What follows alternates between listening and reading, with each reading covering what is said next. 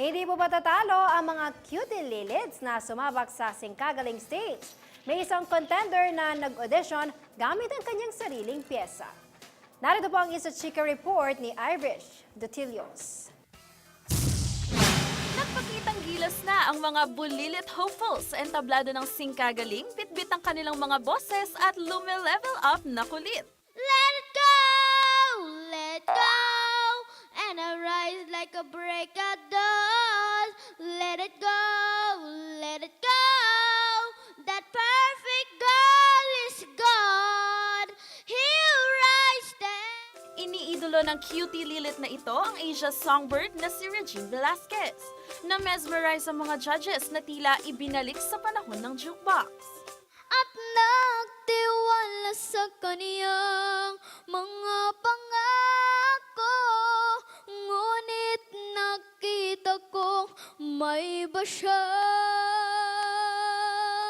mahal. Oh, minsan. Oo, alam mo, yung awitin na yan, hindi ko alam yan. Si Kuya Jake lang ang nakakaalam yan. Tsaka yung mga ibang cameraman natin dito at tsaka yung mga nasa booth.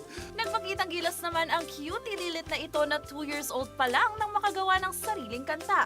Bongga! Tell us the reason it is wasted on the young. It's on the season and this lamp is on the run. At hindi pa huhuli ang 5-year-old chikiting na ito na nagpasabog ng kakyutan nang tumapak sa stage.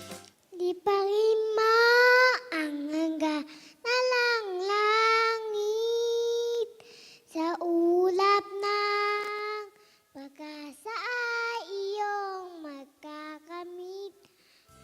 Ang galing naman ni Baby Ira.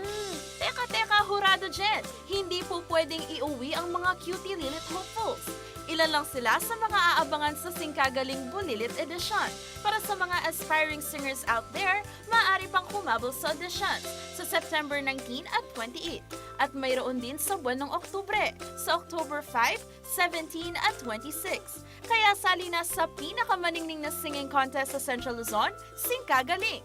Kasama sa pagbabalita si Irish Dutilios. Ako si Iren Kiambao para sa Metro Central Luzon News.